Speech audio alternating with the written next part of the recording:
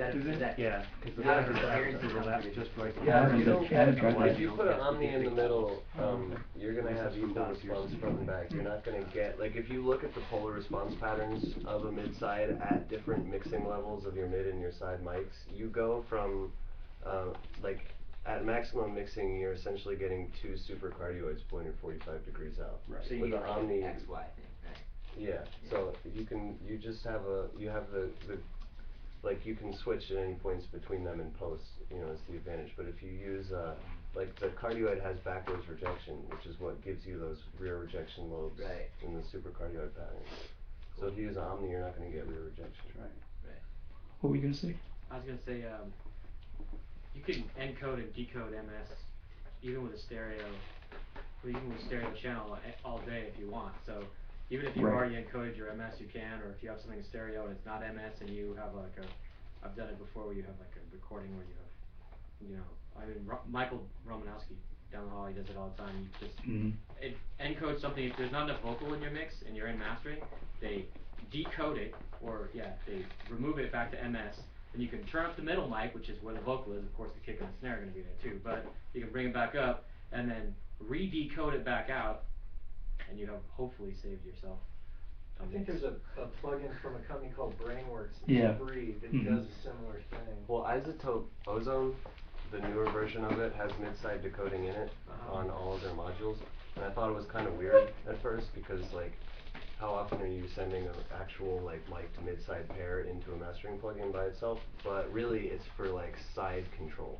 It's essentially like, it boils down to the, like, karaoke vocal remover filter. Like, that's at the core what it's really doing. But, like, you can use it to sort of, accentuate the phantom image in the center, right, versus the width. Yeah, we're starting to stray off of vocal recording, Yeah. but I'm fully with you. And leaving with mid-side, what came up there is, some of the things is being able to process, even though it's a stereo track and mastering, being able to process what's in the middle versus what's in the sides differently. You can bring up reverb that isn't even in stereo track as loud and do things like that, compress certain areas of the track and mastering. Great but back to miking techniques. Anybody have any particular gear or plugins or things that they like for problem areas or things that were really effective for vocal recording or mic techniques? Where do you put the microphone? Anybody have height, angle of the microphone for any particular reason? Anybody want to add anything to that? Well, Chris? I've got kind of like a general question about that because, if you're in a smaller room and you've got like some, modes, some standing waves hanging out, I always wonder to myself, should I be trying to move this microphone in a place where the response is a little bit more even? And, how do I find that? Or should I try to move the vocalist into a spot where, he's not hanging out in the mode himself? Or is it not even worth looking into that? I have an answer for that, but anybody else want to jump on that question? Or I shouldn't say an answer, an opinion. Great. I just notice people, like when I get mixes that recorded in an ISO booth, like I hear like all this stuff going on in the ISO booth, and I always notice that people, and I see videos of people are in ISO booths, but the mic is far from the wall. If you're gonna, like, it doesn't matter what's behind the microphone if you're in a cardioid. If you got a cardioid microphone, it's what's behind the singer. So people are always doing things like, I notice, what I hear on the mic, at least from what I'm discerning, is that you want to have your back up against where the foam and all that stuff is versus having the mic on the null side to the foam. That's a great point. But you also don't want, like, in this booth, Of the glass. yeah, I don't want the glass behind the vocalist kicking all that back. Exactly. Same thing, right. Thinking of the microphone like a flashlight. If the flashlight's shining at you and you're like, but his voice is going that way, shouldn't that, foam this stuff? Well, maybe so if that reflection's coming back this way, but the microphone is shining a light on the audio behind you, so that sound's going to bounce back here and go back into the microphone. So, excellent point with that. What about sibilance? Vocal recording, S's, the dreaded S's. What are your thoughts? Has anybody tried the pencil technique? Pencil trick. Get a new seat. Any luck with that? Yeah. It's funny because there's debate back and forth where that started from, and some people say it's for plosives more than sibilants, and vice versa. So. Right. I tried it a couple of times, couldn't get it to work. What's the pencil for? What they're referring to is, let's say you have a large diaphragm microphone. The diaphragm's like this. You get a lot of sibilants. There's a urban legend, which may be true, and some people swear by it, where you can take a pencil, and let's say this is the microphone, and this is the capsule facing this way.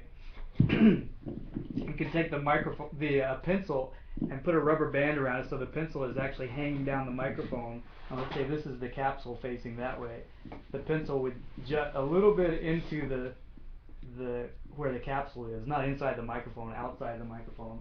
I had a pencil here somewhere. And effectively interrupts the air from going into that. Retractable, seriously. Retractable. This you can't use good retractable. Some people say number 2, number 3 gears. So basically, if this is the diaphragm and you sing into it this way, the idea was to block the plosive from hitting the diaphragm at that point. Some people say it's good for de-essing. I haven't really had that result, but a pop filter is the same thing for plosives sounds. So might be worth a try. Anybody swear by that pencil technique? Use the point or the eraser end, or? Yeah, the pointed end. The eraser end? Yeah, that's Trying to true. block it. That would block it for sure. It has to be a Dixon type kind of rubber. Yeah. Right. If you're getting that pesky, silky, smooth 251 high end, then you want to block that out with a eraser or something. It doesn't ever work until it does, right? There's that one time. Totally. And then you swear by it and it never works again. Crap. What about using like a dead cat on the microphone to get rid of some of the... A dead cat? Yeah, that's what they call those Like furry big things. puffy... Oh, right. wood Like screen. the big pop screen. They call Right. it dead cat. It's like an SM7 that has built in or something like that. They're really expensive.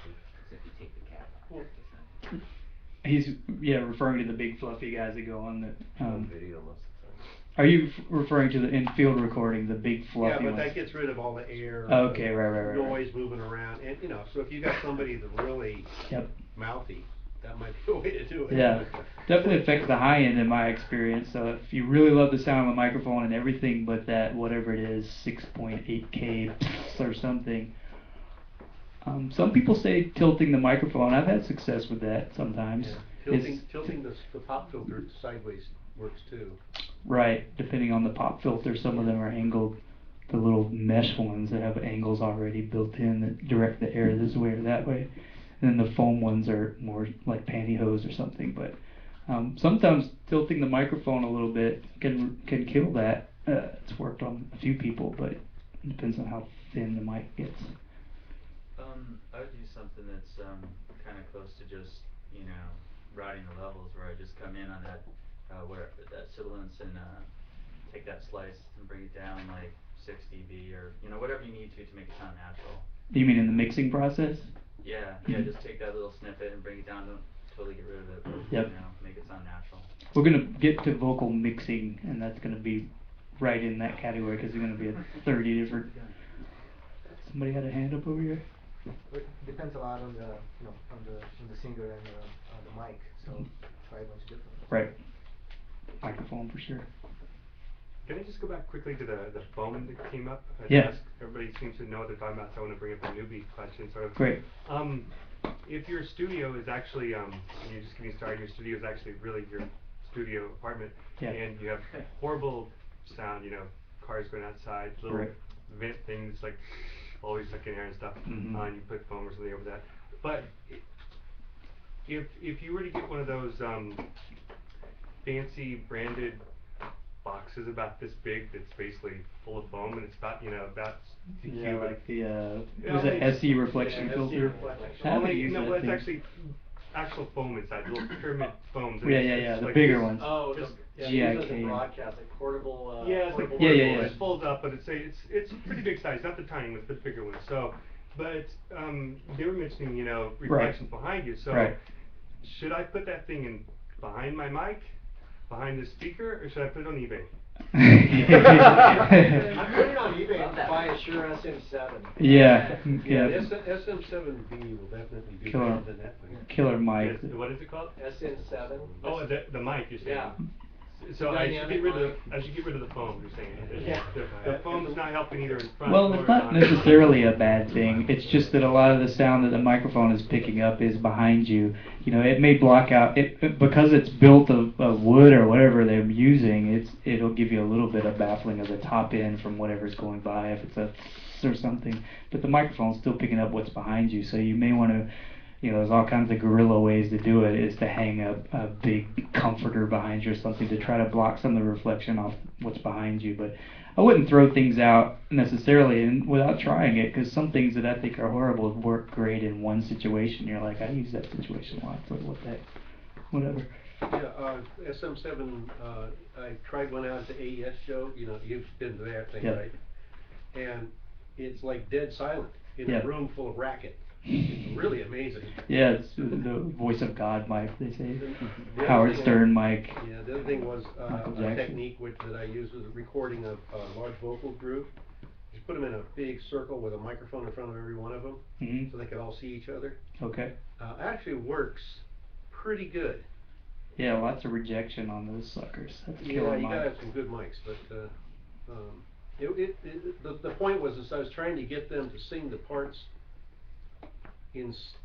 together. Yeah. Instead of, the way they normally, like other cats, you know. Right. One cool thing with that mic too, if you get an SM7 or 7B, is to try it with the foam off too, because it's a different sound and a really cool sound too. I got a great question for vocal stuff. Does anyone have any hardware tricks that they like throwing a little microphone in a bucket and different things to get different effects when recording vocals? Anybody got any magic vocal sound? I've seen some weird things done kinda like that, but I didn't think it worked, like get the metal off a pedestal, you stick a mic at the end of it and point the other end towards the singer or the guitar cab or something like that. It's kinda weird, but Freaky. yeah. Making a baffle and sticking the microphone, take a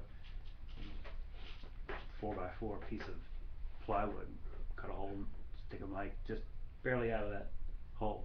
Makes a very interesting sound. Not always the sound you're looking for, but you could just mask your mouth actually, and then hear a big difference Mhm. with that boundary around it. It'll pick up a lot of stuff that you wouldn't normally hear in that mic, and emphasize a lot of mid-range frequencies that you wouldn't get otherwise. It's kind of interesting trick to try. That brings up a good point. Is vocalist live? Let's say, what am I thinking of? Portishead or someone similar.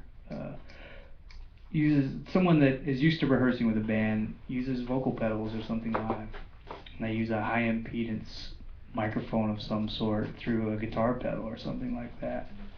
What about those instances in the studio? What are you gonna do to try to keep their vibe? Some people go in the studio and think, oh, it's a fancy studio, they've got something that sounds better, and we all know, or a lot of times that's not the case.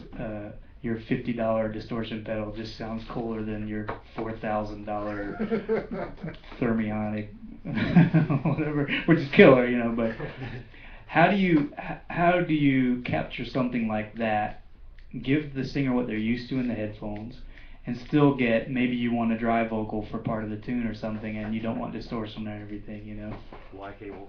Yeah. Y cable, and what about the different impedances and whatnot that you've got to deal with going into stomp boxes and those things? Like a direct, so you can Direct reamp box. it later. Yeah. Tap into it before it goes into the box, put that on a track. Bingo. And also send it to their devices so you can get their screwy thing. Yep. And then later you can put it out through a reamp or whatever Right. device so you can toy with it later and have flexibility. Yep, and if you can capture both and get that in their headphones, they're singing to what they're used to hearing in Yeah, there. split it. Yep. It's really important live because I've worked with a lot of electronica groups live, and they have this box and they love to just bucket loads of crap on it, and they're in a room. It sounds great in a rehearsal space, but they're in a room, and suddenly, well, I don't have any control of the reverb and the delay and the chorus and all this crap because it's under her feet. Mm-hmm. And what do? You can't hear anything, so you take it direct and take that that other signal and just mix them together at the mixing console or whatever, and make sure you put plenty of that in her monitor so she knows you're doing, Yep. you know, so she feels pretty And connected actually, to it. there's a recording going on. Oh, absolutely. That's a classic scenario because there's so many live vocal boxes